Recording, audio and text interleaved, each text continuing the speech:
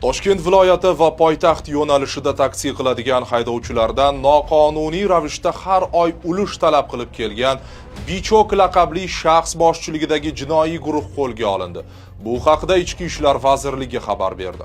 Ma'lum qilinishicha, 37 yoshli Bichokning asl ismi Sherzod Olimqulov bo'lib, bu bezorilik jinoyatini sodir etgani ortidan 3 marotaba sudlangan.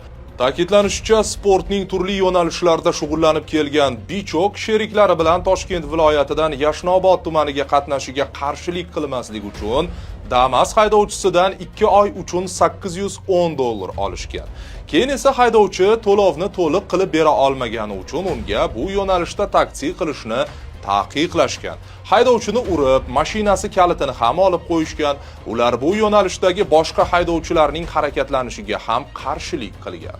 Arizaga binoan mazkur shaxslar ushlanib, ularga nisbatan jinoyat ishi qo'zg'atilgan. Hozirda tergov harakatlari olib borilyapti.